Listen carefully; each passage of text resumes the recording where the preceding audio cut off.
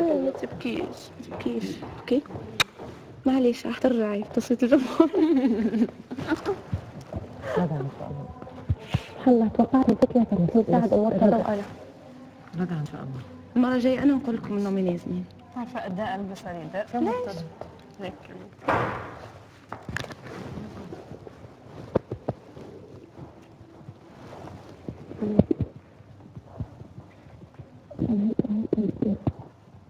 ترى من هون مرتين قطعت دي شيء اصعب من هيك.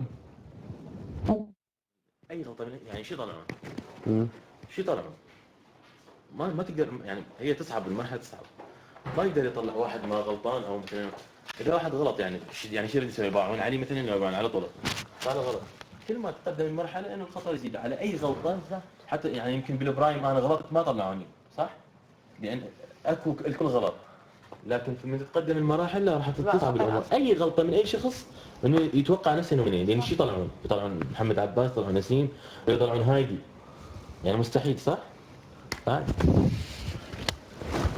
هذه لا عادي كلامك عشان عادي لا متفاهم الموضوع انا اضرب روحي لا حاصل حبيبي بعدين اغنيتك الاسبوع لازم فيها حل هو انا بدي اطلع بشرف انا بدي اروح العراق بشرف ما انت فتشي حلو روحك هو أصلا كان نفسه يطلع الفيلم. بضحك على كلامي.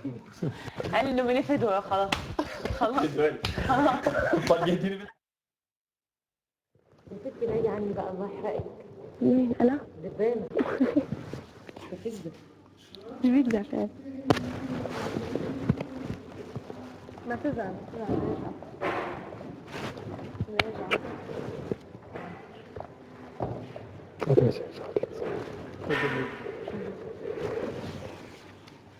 راح نرجع متأكدة من هذا الشيء. لا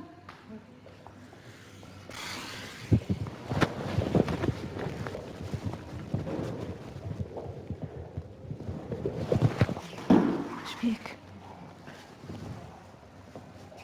ايش فيك؟ خلاص ما تزعلش اصلا لازم يبقى فينا جزائري. راحتك كنت رجع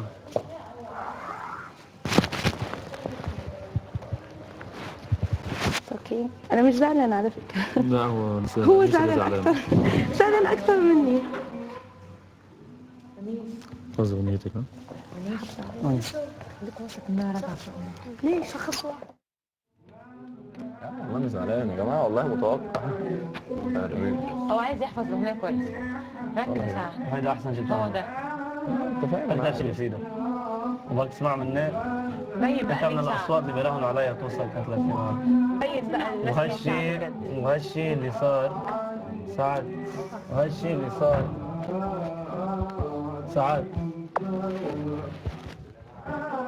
وهالشيء اللي صار هزة لك هزة خلينا لك نتكلم ركز. بصراحه يعني انا متوقع ان انا اصلا ابقى كده من الاول بس هي من اول الاسبوع يعني من بعد البرايم بس هي الفكره كلها ان انا حسيت ان الظروف كلها ضدي فاهم يعني بيشوف بتنقيت الاغاني اغنيه حتى الايفال دينا جت قبل الايفال بساعه فهو مش ذنبها يعني ومش ذنبي ان انا اخترتها بس طبعا حسيت ان هو ربنا كاتب لي ان انا اطلع الاسبوع ده. طيب برايك انت بوجودك انك لوميني من ايدك ولا مش من ايدك؟ من الاثنين يعني عليك لوم. يعني انا اغنيه زي ديت انا كنت ممكن اخدها الاسبوع اللي فات ماشي ليه؟ هو هيبين مش خليني توب 1 مثلا تمام وممكن هلا هالغنيه خليك توب 1 الاسبوع الجاي اوكي بس يعني عارف انت اللي هي انا شخصيا انا فيا عيب الله اعلم بقى ده واللي انا اكثر اكيد انه هي حتخليك توب 1 اذا بتغنيها باتقان رغم الضغط اللي انت بتكون فيه انك هي دي المشكله ان انا دايما لا انت لو فكرت انك مضغوط انه ما حتديها.